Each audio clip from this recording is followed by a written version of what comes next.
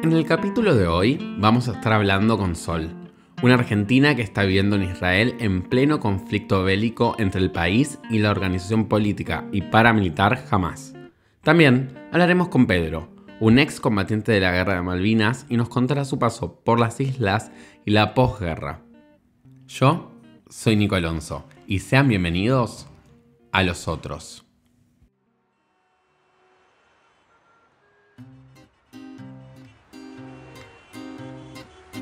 Un mismo tema, desde distintos puntos de vista, distintas historias, distintas creencias, distintas edades, distintas posturas, distintas vivencias. Hablando de un mismo tema con los otros. Los otros. Los otros. Los otros. Los otros. Los otros. Los otros. Los otros. La guerra siempre nos atravesó en la historia de la humanidad. La primera guerra que hay registro es en el año 2700 a.C., en la antigua Mesopotamia, en la región de Samer, ubicada en el actual territorio de Irak.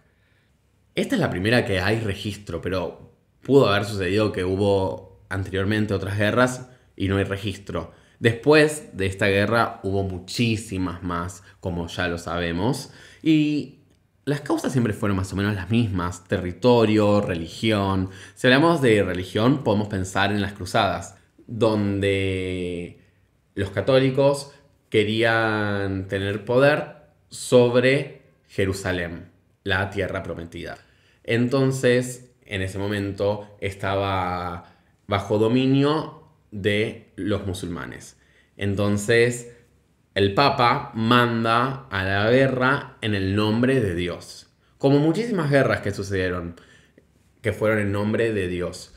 Este periodo duró más o menos 100 años, fueron distintas guerras. Y si pensamos en guerras que marcaron como la historia de la humanidad, podemos pensar en la Primera y en la Segunda Guerra Mundial. En la Segunda hubo 55 millones de muertos. Y en ella sucedió el Holocausto, la bomba de Hiroshima. Si vemos un poco la historia, la guerra genera mucha destrucción. ¿Y por qué sigue pasando? Y ahí caí en la cuenta de los beneficios que ciertos sectores sacan con la guerra. Que puede ser comercializando distintas cosas, entre ellos armas. Si hablamos de la Segunda Guerra Mundial, Argentina le vendía al Reino Unido en la Segunda Guerra Mundial carne y cuero. Y si pensamos en nuestro territorio, hubo distintas guerras. Estuvo la guerra de la independencia argentina, la guerra del Brasil, la guerra del Paraguay. La última guerra que hubo en el país fue la guerra de las Malvinas. En el 82, que fue cuando sucedió la guerra, estábamos en una dictadura. El presidente de facto era Leopoldo Galtieri. Y lo que sucede con las islas es que el 3 de enero de 1833 los ingleses toman las islas y se quedan ahí. Entonces, como la dictadura venía bastante mal, venía como en caída a nivel social y económicamente, decidieron que una forma de demostrar patriotismo era yendo a las islas y poner la bandera argentina, que eso iba a desatar una guerra. ¿Qué pasaba en Inglaterra? En Inglaterra estaba gobernando Margaret Thatcher, conocida como la Dama de Hierro. Esta señora tenía ciertas políticas que generaba empobrecimiento y desempleo. Estaba la tasa más alta de desempleo en Inglaterra, algo que no se veía hace muchísimo tiempo. No era muy popular, la gente no la quería mucho, e inclusive había mucha gente que estaba en contra de la guerra porque decían: ¿cómo vamos a ir a una guerra en un lugar que está lejísimo? Porque las Malvinas, en Inglaterra, hay muchísimos kilómetros en el medio, es casi la otra punta del mundo, cuando en realidad, o sea, no hay empleo, estamos re mal y vamos a ir a la guerra. Y en Argentina pasaba algo muy similar, o sea, pero con esta idea de patriotismo es como: bueno, vamos a recuperar lo nuestro. Y nada, y sucedió lo que sucedió, que ahora lo vamos a hablar más en profundidad con Pedro, que él fue a las Malvinas y nos contará. Hay mucha gente que se opone a la guerra. En general hay muchos movimientos. Pero a nivel artístico podemos pensar en Madonna, que ella en el 2003 saca un disco que se llama American Life. Y uno de los sencillos, que tiene el mismo título que el nombre, American Life, que quiere decir vida americana, lo lanza en queja de la guerra de Irak y Estados Unidos, que esta guerra se llamó la Segunda Guerra del Golfo. ¿Por qué sucedió esta guerra? En ese momento gobernaba Bush, hijo, y sospechaba Estados Unidos que Irak había participado en el atentado de las Torres Gemelas el 11 de septiembre del 2001 y también de ventas de armas hacia los enemigos de Estados Unidos. Entonces, los bombardean aéreamente. Y Madonna, en el videoclip, que se lo bajaron y que no entró a las listas, era Madonna, o sea, todo lo que sacaba número uno, y en este caso no.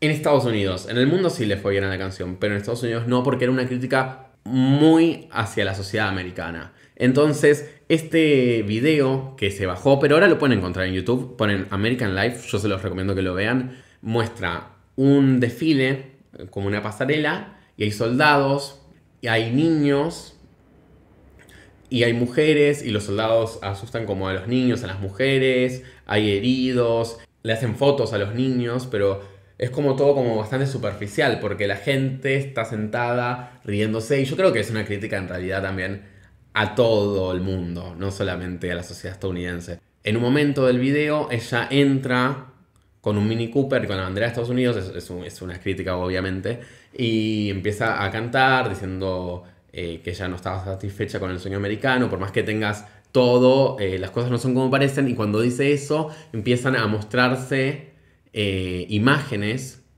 de Estados Unidos bombardeando a Irak. Y es muy fuerte. Y la gente en ese momento como, ay, ¿cómo vas a mostrar eso? Pero en realidad era la realidad, era lo que estaba sucediendo. Y yo creo que esto nos llega a todos, porque creo que tenemos que ser más críticos con los gobiernos de lo que sucede con la guerra y ver un poco la historia y darnos cuenta que la destrucción que genera y la cantidad de vidas que se pierden por la guerra. Así que yo creo que como sociedad tenemos que ser más críticos con nuestros gobernantes.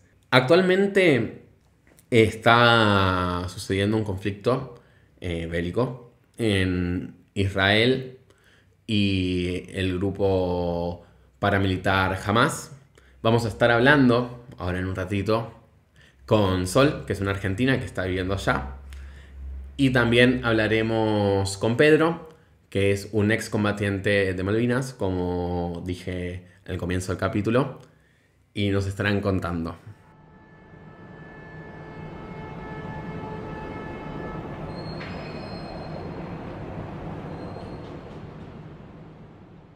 Hoy es 12 de octubre de 2023. Son las 11 de la mañana en Argentina y las 17 horas en Israel. Ella es Sol Arismendi Farji, de Tucumán, Argentina, es maestra jardinera, actriz y vive en Israel. Actualmente el país se encuentra en guerra con la organización política y paramilitar Hamas. Hola Sol. Hola amigos, ¿cómo andan? Eh, ¿Cómo se puede? No te quería preguntar cómo estás vos porque es una obviedad que es un hecho muy triste. Quería agradecerte igual el espacio que nos estás dando de comunicarte en esta situación tan especial con nosotros y mandarte mucho amor y mucha fuerza para este momento tan triste. Gracias. Es muy importante que lo estén visibilizando, que me hayan convocado en este momento. Eh, es importante, es difícil hablar de lo que está pasando, pero es importante también hacerlo saber. Y ahí la fuerza llega, ayuda, así que se los agradezco de corazón. Gracias a vos. Si pudieras contarnos qué está pasando actualmente, ¿cómo nos podrías describir el panorama?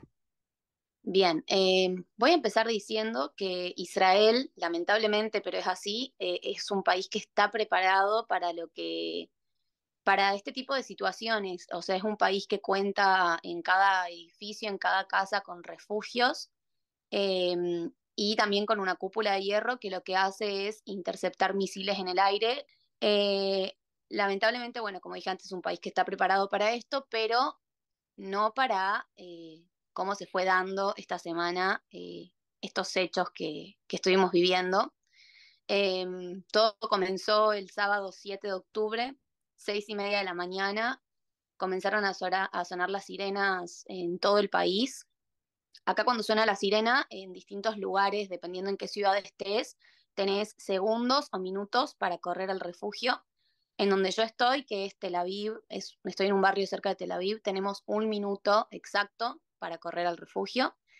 Más al sur, donde está mi tía, por ejemplo, tienen 30 segundos, que como estás, tenés que abrir la puerta, salir corriendo y encerrarte en el refugio.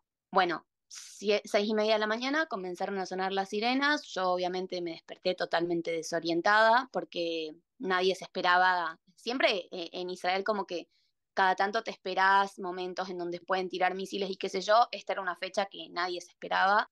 Estábamos terminando una festividad que se llama Sukkot y empezando en otra que se llama Simchat Torah, que es una festividad súper alegre, donde la gente Ujú, baila con la Torá y nada, la verdad que es un día muy, muy feliz.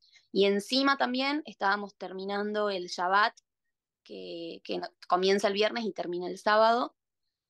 Entonces, bueno, fue despertarse, correr a los refugios y en los refugios todo el mundo, claro, con mis vecinos era como, pero ¿qué está pasando? Agarrábamos el celular y no entendíamos nada, se escuchaban los misiles, cómo se los explotaba, había mucho ruido de misil.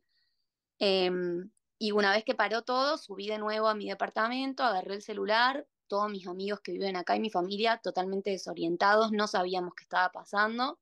En el transcurso de esa mañana sonaron 3 veces sirenas y a ujú. partir de las 10 de la mañana aproximadamente se empezó a entender un poco la situación, que fue que no solo estaban sonando las sirenas, sino que se habían infiltrado terroristas en este país por Ujú. agua, por tierra y por aire. Eh, Todo comenzó en el sur del país, había una fiesta de electrónica, un festival donde había millones de jóvenes de nuestra edad, entre 20 y 30 años, bailando, disfrutando, cuando no solo empezaron los bombardeos, sino que empezó toda esta infiltración y fue una seguidilla de muertes, secuestros, masacre, comenzaron a secuestrar mucha gente, a llevárselos de rehén, todo esto fue en el sur. Y lo que pasó fue, empezamos a entender que los misiles fueron, que los tiraron para distraer, ¿no? Porque como se estaban Ujú. infiltrando, la idea de tirar misiles, entre comillas, fue para distraer un poco a la gente, a las fuerzas, y así lograr infiltrarse. Rompieron una valla que hay en una frontera y así también se lograron infiltrar. Se infiltraron por rutas y toda la gente que iba en autos, en rutas, bueno, las mataban. La, En la, la valla que decís es la Franja de Gaza, ¿verdad? claro, la Franja de Gaza, quiero aclarar eso también que es muy importante. La Franja de Gaza Ujú, hoy en día corresponde al territorio palestino. En 2005 ellos ganaron y ganaron ese territorio y corresponde a ellos. En la Franja de Gaza hoy en día no hay judíos, no hay gente del pueblo de Israel viviendo ahí. Es solamente gente de Palestina y corresponde al Estado palestino.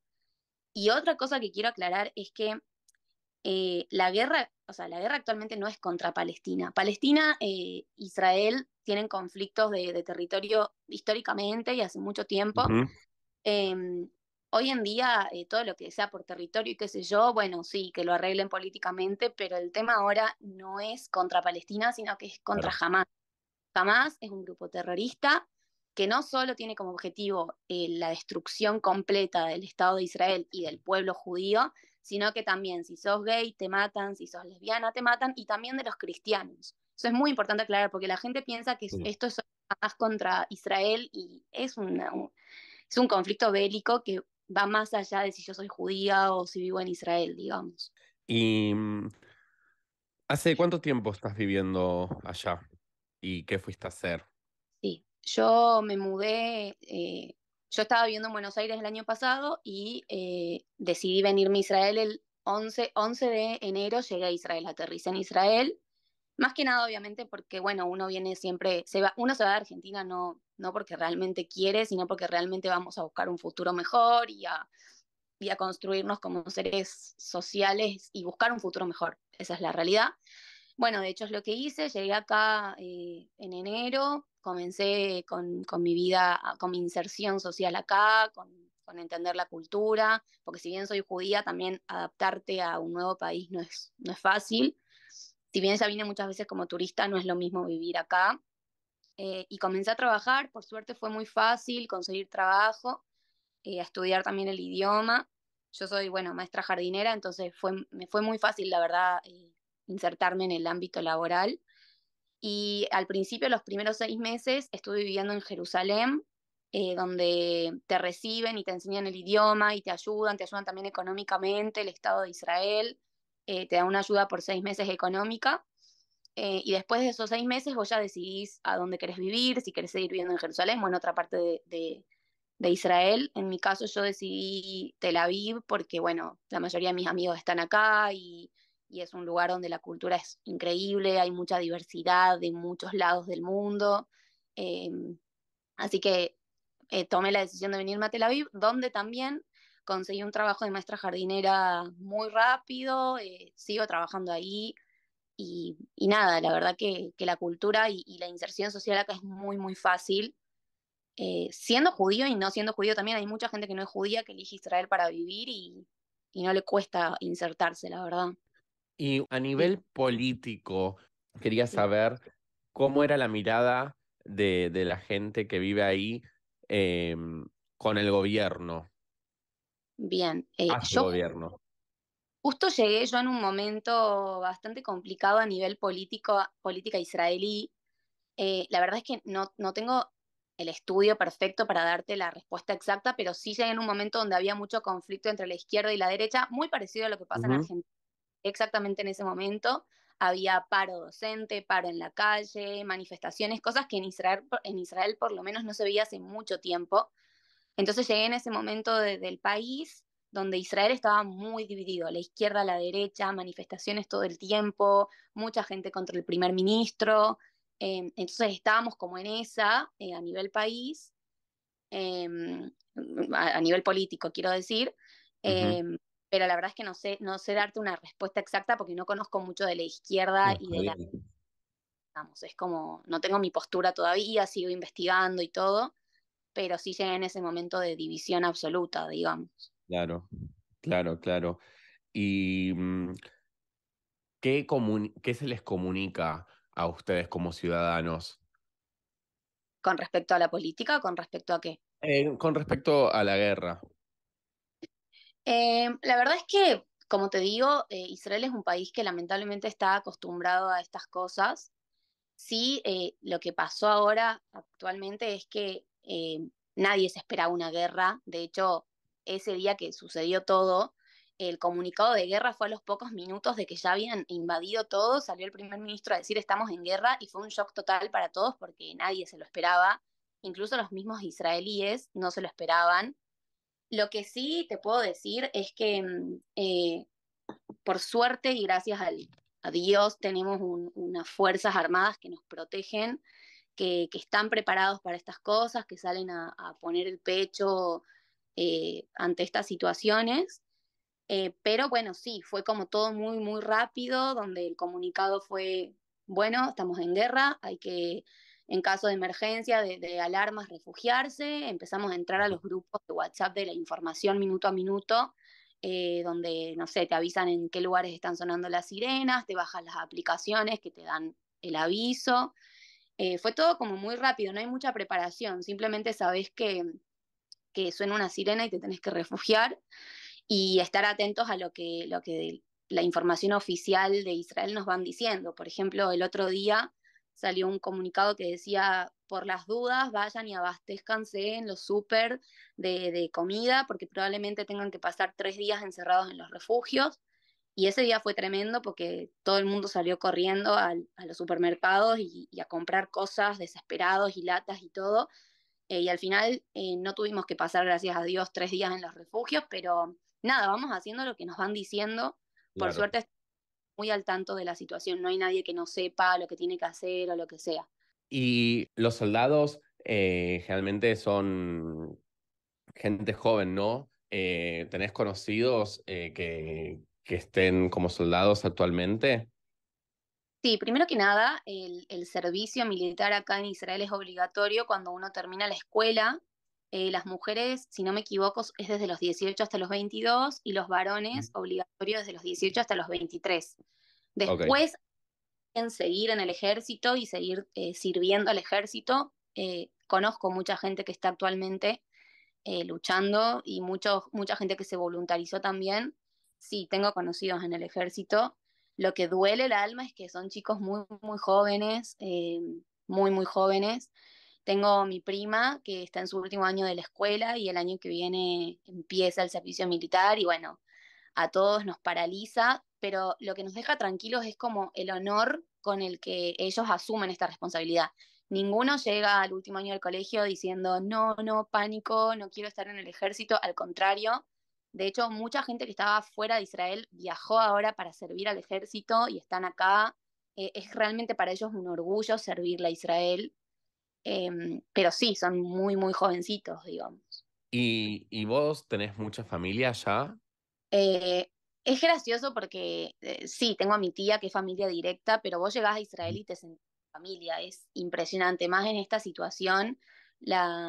Tengo muchos amigos, eso sí es una realidad, muchos amigos que también me hice acá, pero tus amigos pasan a ser familia, la gente en Israel, la comunidad judía, el pueblo, te sentís muy acompañado. No hubo persona, se armaron muchos grupos de WhatsApp ahora por esta situación donde personas te dicen, si no tenés refugio en tu casa, vení a mi casa, si necesitas comida, te doy comida, plata, te ayudan con todo. Gente que no conoces, gente que por ahí viste una vez en tu vida. Sí, bueno, tengo a mi familia obviamente directa, por suerte, y tengo amigos que son familia y gente que no conozco que también la siento como familia. Y para estos tiempos es súper necesario, la verdad. Bueno, Sol, como te dije en el comienzo de la entrevista, te agradezco muchísimo por hablar con nosotros. Eh, Te repito, deseo que esta situación termine pronto y que puedan volver a vivir en normalidad y en paz. Eh, Quería decirte esto y también quería saber si te gustaría decir un mensaje para todas las personas que están escuchando este podcast en este momento. Sí, bueno, primero que nada, de nuevo, gracias por la invitación. Y lo que voy a decir va a recuento de esto, que es que la verdad, lamentablemente, tengo amigos afuera de Israel que la están pasando mal en Argentina o en el exterior de Israel, porque lamentablemente cuando pasan estas cosas en Israel dispara mucho antisemitismo en redes sociales, en escuelas, que tengo entendido que fueron a pintarles con aerosoles vásticas o Palestina libre o cosas que vemos en redes sociales, insultos que nos insultan por el simple hecho de que estamos defendiendo nuestro país. Entonces, para mí lo importante es esto, que ustedes están visibilizando lo que está pasando acá. Quiero que se entienda que no es un conflicto político, esto no es Argentina, digo, perdón, Israel contra Palestina, esto es un conflicto desde Israel contra el terrorismo, porque lo que estamos viviendo es terrorismo en estado puro, están muriendo muchos civiles, muchos inocentes, bebitos, bebitos, que los encontraron muertos en camas, mujeres totalmente violadas, y que las exponen como cuerpos, como trofeo en las calles. Entonces quiero que se entienda que no es una lucha política, es una lucha contra el terrorismo y el terrorismo no se puede permitir ni acá, ni en Argentina, ni en ningún lado del mundo. Así que gracias por visibilizarlo, gracias a la gente que ha compartido historias, que ha subido a sus redes sociales, que se informa, que pregunta, porque eso también es importante decir, no está mal preguntar.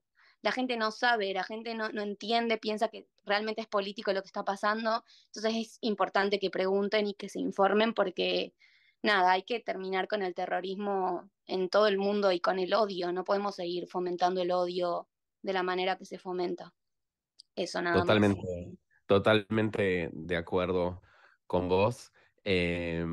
Bueno, muchísimas gracias por darnos el espacio. A ustedes, chiquis, a ustedes, gracias.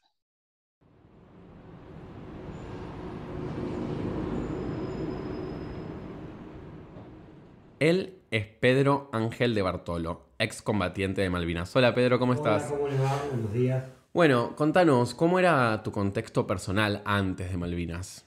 Mira, arranca el año 81, casualidad de la vida que mi papá siempre me contaba la historia de la guerra del padre de él, que eran 6 hermanos, pero el papá de él y 4 hermanos más fueron a la guerra, ¿A cuál guerra? a la Segunda Guerra Mundial. Ujú. Bueno, me decía que comían, perdón de la palabra, laucha o todas cosas ratas. Nada, mentira, bueno. Arrancó así el año, un año difícil porque en el mitad de año mi mamá le agarra una ACV, lo supera, pero nunca más fue la misma persona. Estamos hablando de junio del 81. En septiembre, el 29 de septiembre, despertamos en casa, mi papá había fallecido en casa de un paro cardíaco. Yo a poco de terminar la secundaria, no quería saber nada, fue un contexto difícil, bueno, entre mi hermano, mis compañeros de secundaria, me arrimaron, nada, hizo tanto sacrificio tu papá para que vos hagas el colegio y por 2 meses no vas a seguir, bueno. Terminé la secundaria y el servicio militar me esperaba al año siguiente, en 82.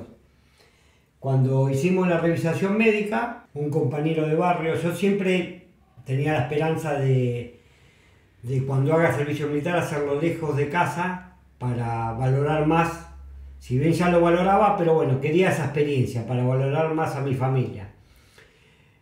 Un compañero de barrio me dice, anotate paracaidismo en Córdoba, que esto que lo otro, lo vas a pasar bien, saltás del avión. Yo con el cagazo que tengo, el cagazo que tengo del avión, digo, bueno, es la oportunidad para saltar.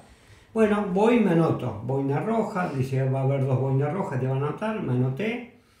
O sea, yo sabía que cuando me incorporaban iba a hacer el servicio militar a Córdoba. Bueno, llega una notificación que el 3 de febrero del 82 nos tenemos que presentar en el distrito de San Martín y de ahí, bueno, vamos a ser transferidos a Córdoba. Bueno, llegamos a Córdoba esa misma noche y ahí empezó la aventura. Empezó la aventura del servicio militar, digamos. La instrucción militar, que fue, bueno, nos tenían haciendo gimnasia cada rato. El curso de paracaidismo era después con una mochila que simulaba el peso del paracaídas y trotar 3 kilómetros hasta lo que se llama el bombi, que es un simulacro de una base de un avión que está a 7-8 metros, entonces de ahí hacíamos un simulacro de salto. Había unas lingas que venían en diagonal y cuando pegabas el salto quedaba como suspendido, como si se abriera el paracaídas y llegabas a tierra. Tuvimos el primer franco a Buenos Aires, porque para venir eran 12 horas en tren, así que nosotros nos soltaban un viernes, nos daban franco un viernes y volvíamos el lunes de la mañana. Bueno, volvimos. Cuando sucede lo del 2 de abril, nosotros nos enteramos en el grupo, porque fue un viernes. Pero los porteños estábamos esperanzados el sábado que íbamos a tener un franco a Buenos Aires. Bueno, ya estaban armadas las listas. La verdad que pasó dentro de todo medio desapercibido para nosotros, porque jamás se nos cruzó que íbamos a ir a Malvinas, nada. Pero bueno, fuimos a casa, estaba mi mamá, mi hermano. Me comenta mi hermano, dice, viste, tomaron las Malvinas, que esto, que lo otro, lo único falta que las manden usted. No creo, le digo, no te hagas problema. Si tenemos que ir, vamos a ir, y si no, no vamos a ir. Yo lo que menos pensaba, quería disfrutar el fin de semana en casa. Y bueno, llegamos al cuartel de vuelta, después fue el lunes 5, y ahí nos dicen que por el momento vamos a estar acuartelados. Pasan 10-15 días y nos dicen en el cuartel, el jefe de grupo nos junta todo en el playón y nos dice, la unidad ha sido seleccionada para ir a Malvinas, porque era un grupo que teníamos nosotros también, como era de artillería, tenían los cañones Otomelar a 105 milímetros. ¿Qué pensaste en ese momento cuando te dieron la noticia? No, después cuando dijeron el tema no terminó ahí. Después nos dijeron, bueno, como había todavía soldados de la clase 62, dice. Tenían que llevar un total, ponerle de 340 personas más o menos. Tenemos tantos soldados, 62, y los que eran elegir eran los 63. Hay dos opciones. O los que quieran ir voluntario, dan un paso al frente, y si no, lo vamos a elegir nosotros. Y la mayoría de nosotros, que hicimos, dimos un paso al frente. Y después, bueno, se fueron conformando. O sea que yo ya tenía la meta. ¿Y por qué diste el paso enfrente? Y yo pensaba dentro de mí, digo, vamos a ir 60, 90 días, los ingleses no van a venir, voy a viajar en avión, voy a conocer Malvinas. No tenía real dimensión de a lo que... Claro. Pero bueno, la mayoría, yo pienso que después nos fuimos comentando, pensamos lo mismo. Claro. Así que bueno, así fue. Bueno, llegaste a Malvinas, Sí. ¿Y dónde estuviste? Bueno, el tema cuando se dispone ir a Malvinas, el 20 de abril, 21 de abril, ya se dispone, dice que la unidad va a ir, tenían todo preparado. Ujú. Salimos el 22 de abril, fuimos en tanda. Yo fui el 22 de abril, salimos del aeropuerto Paja Blanca de Córdoba a Río Gallego. Ujú. Pasamos la noche ahí, fuimos en un Boeing 747, pero sin asientos, todos sentados en el piso. Pasamos la noche en Río Gallego y al otro día nos fueron separando. Yo me acuerdo que fui con 6 o 7 soldados y algunos militares en un Hércules con 2 jeeps. O sea, llegamos el 23 de abril a Malvinas. Y después de ahí nos fuimos juntando todos los grupos. Y los lugares donde estuve fue cerca del aeropuerto, porque nos fuimos acomodando a medida que pasaban los días.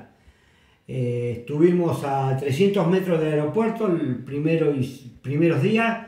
Después estuvimos a Sapperhill, que era del aeropuerto 800 metros.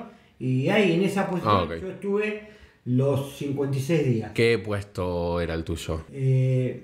Bueno, puesto yo, la función mía, Función. yo estaba en el pelotón de comunicaciones. Ok.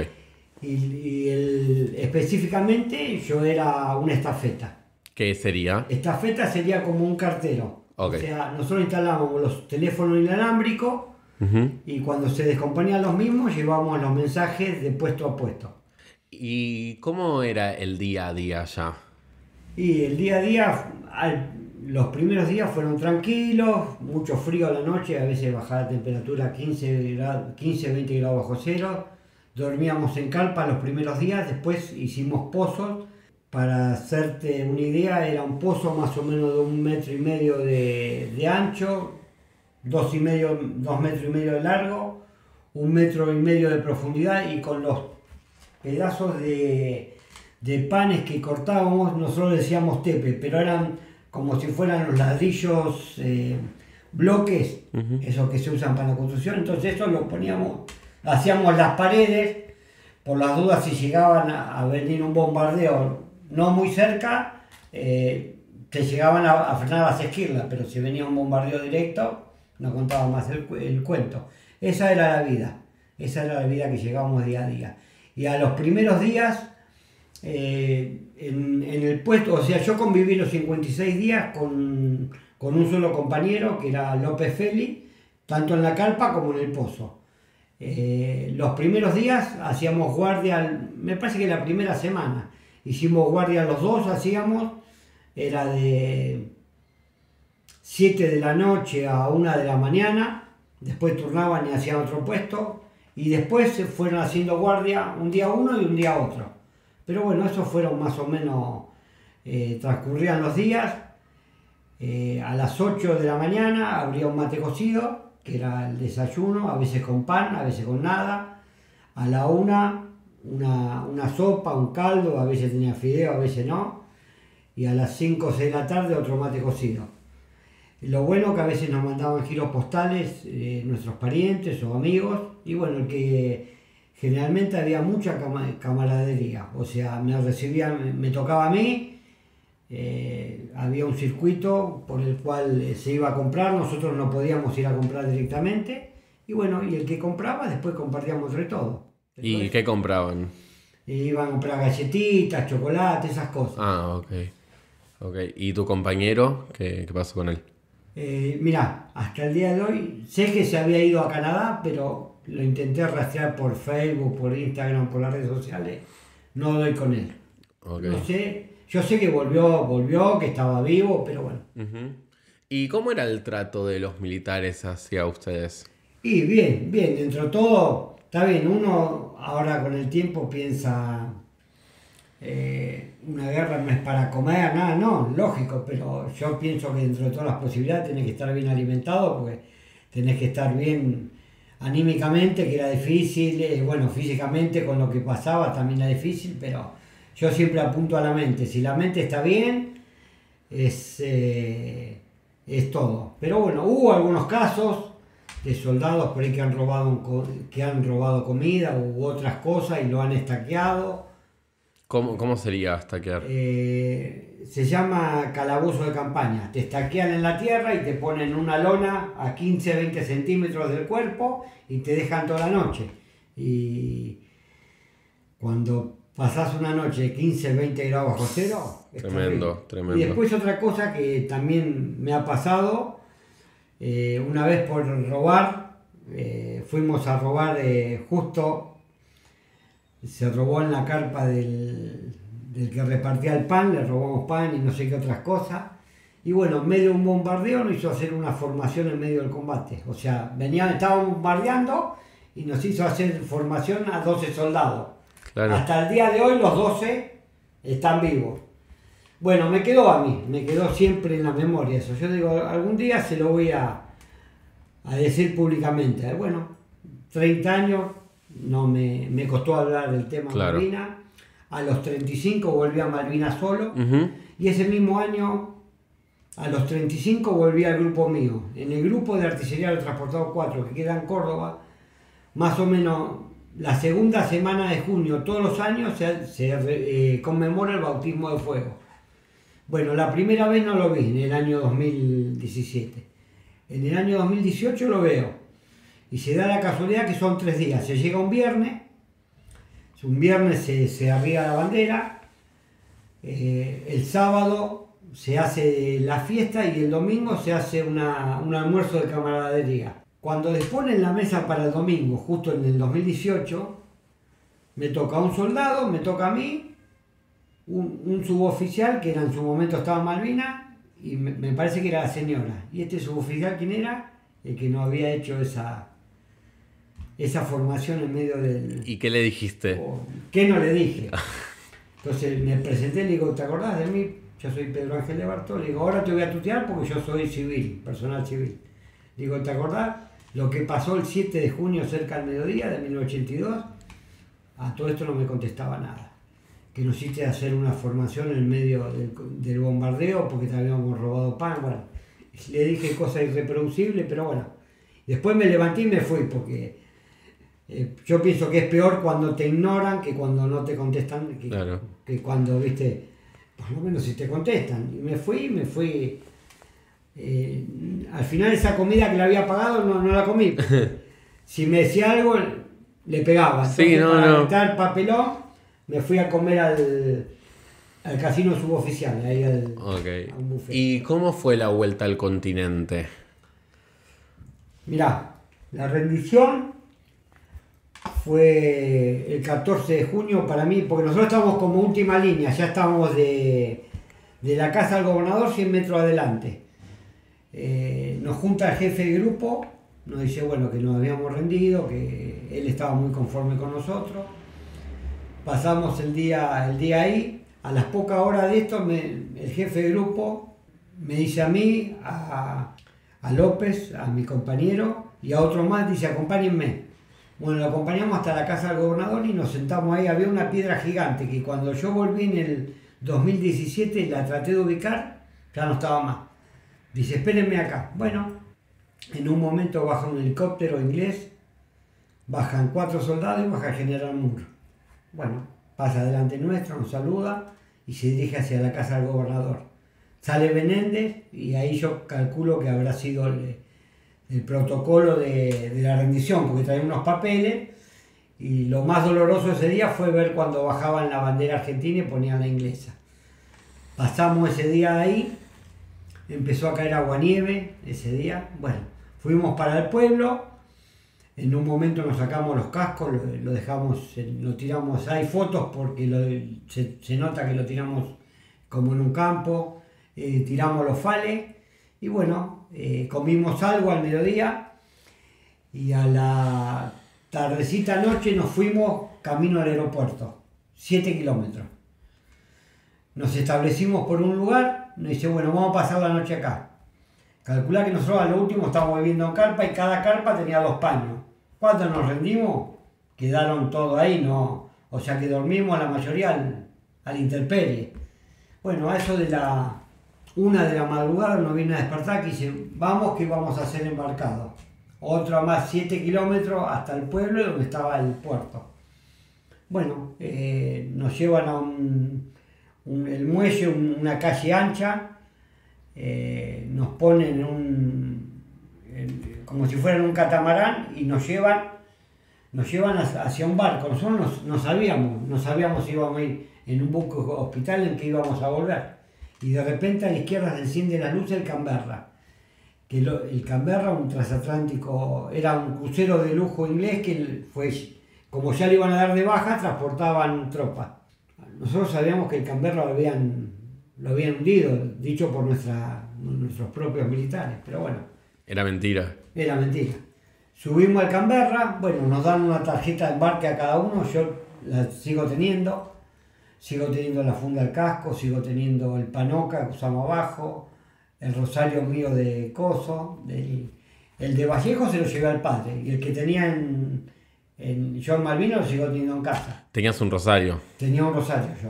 ¿Cómo lo llevé yo? Porque me lo había regalado mi familia.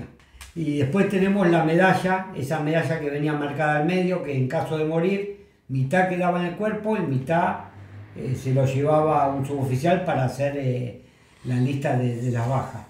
Esa la sigo teniendo. Tengo el papel de embarque del Canberra y la instrucción que nos dieron en Canberra. Bueno, subimos, nos acomodamos. Esto para mí fue el 15 a la mañana, a la madrugada. Bueno, empieza a navegar el barco y en un momento para. Dice, bueno, paramos porque Galtieri dio la orden de que no nos quiere recibir, porque no han defendido con honor y patriotismo las islas. Así que bueno, paramos, para mí paramos hasta el 18. Paramos 1 o 2 días, sí. Para mí. Muchos no se acuerdan, yo te digo el 18 porque nos dieron la noticia que había habido un fuego en la ropería que lo habían controlado. Argentina le había ganado a Hungría en el Mundial 4-2, que fue 4-1, que fue en el Mundial de España, que fue el 18 de junio.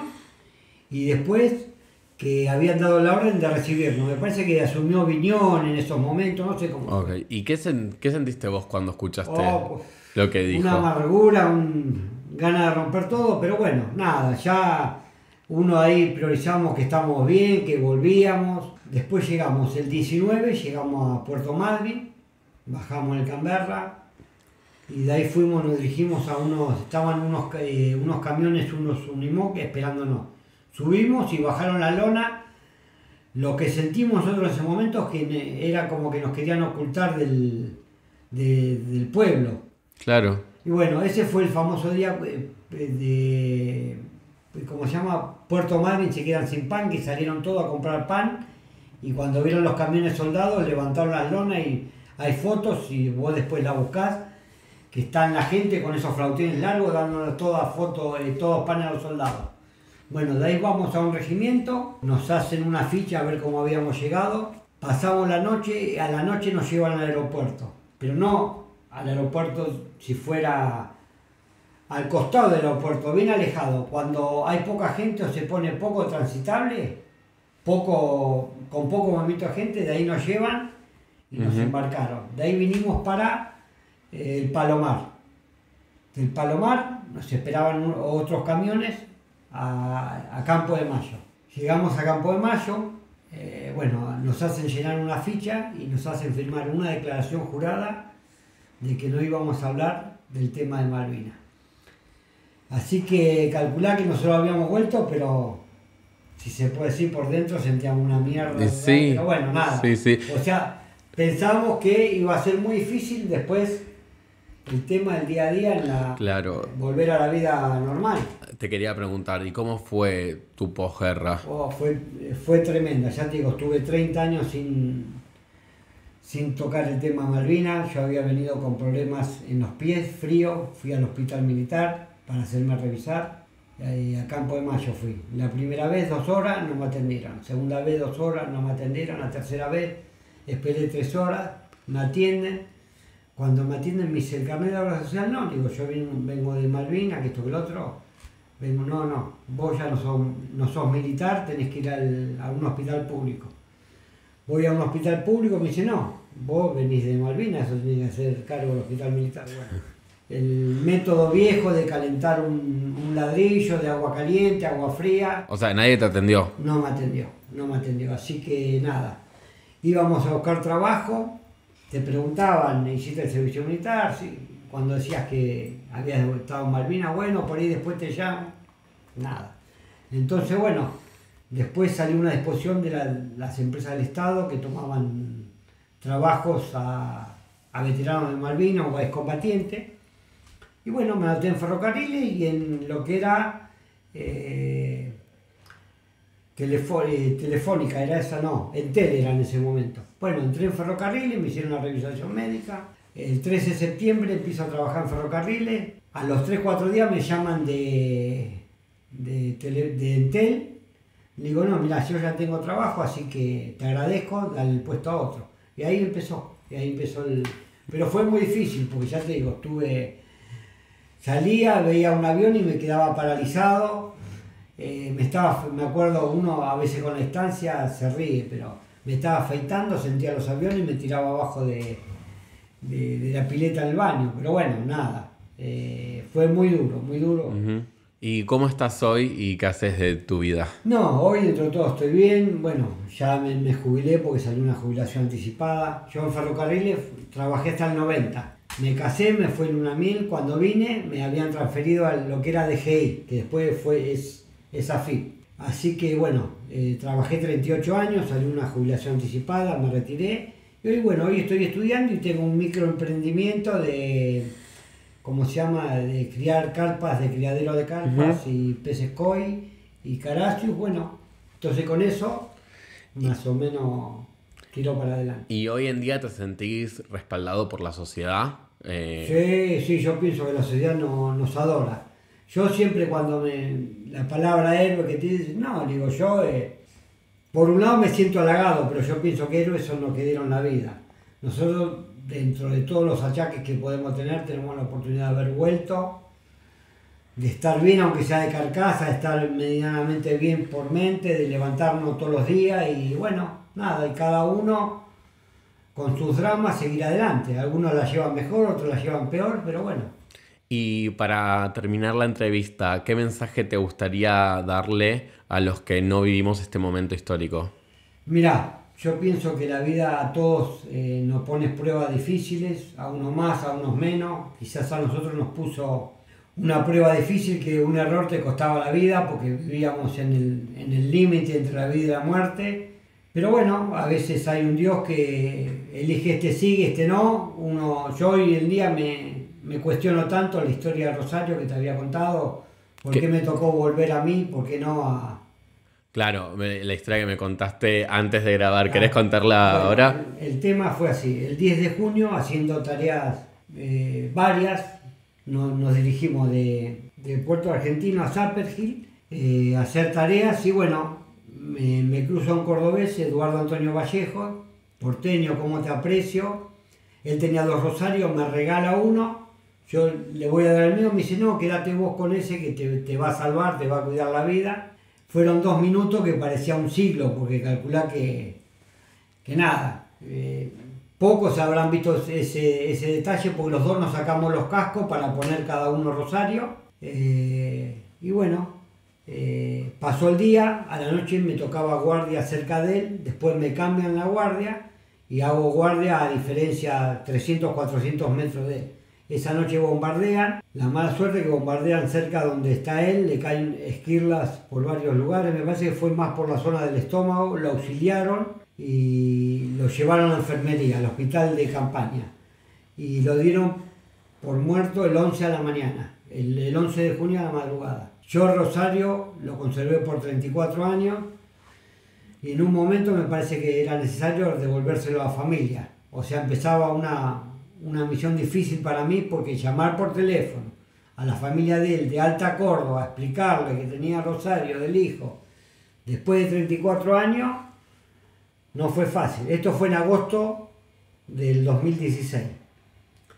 Bueno, entre charlas, hablé con el padre, con la madre me dice, de Malvina no hablaba, la madre 86 años en ese momento, el padre 90, le explico, yo tengo el Rosario su hijo, que me lo dio tal fecha, así.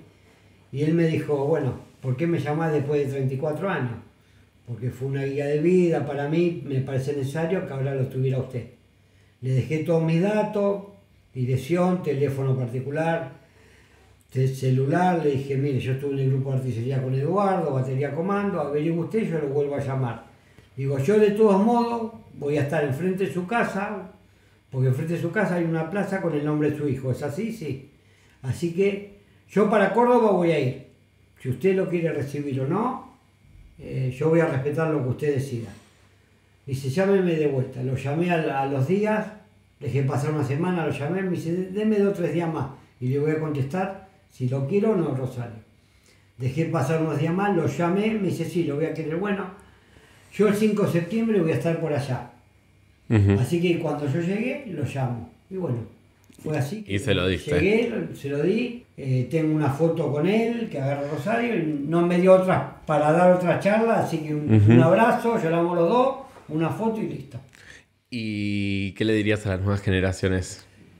Bueno, que en la vida cumplan sus sueños, que por sobre todas las cosas hay que ser buena persona, que lo demás podemos tener más, menos económicamente, pero si no sos buena persona y no dejas ese legado, yo pienso que lo principal es eso, y siempre que se pueda ser solidario, porque uno nunca sabe lo que ha pasado el otro. Entonces me parece que siempre que se pueda hay que ser solidario de la manera que uno pueda y uno quiera. Bueno, muchísimas gracias, No, Pedro. Nada, a su disposición para lo que quiera. Muchas gracias. Solo el hecho de imaginar que tenés 1 minuto para salir de tu casa e ir a un refugio, o que tu compañero con el que hablaste hace unos instantes murió, es aterrador. Poder humanizar a las víctimas, ponerles una cara, nos saca del lugar de espectador en el que solo vemos números. ¿Cómo actuamos en frente a la guerra y a sus víctimas? ¿Somos conscientes de las consecuencias que ellos viven? Creo que es sumamente importante ejercitar la empatía y la memoria como sociedad. ¿Y vos? ¿Qué pensás?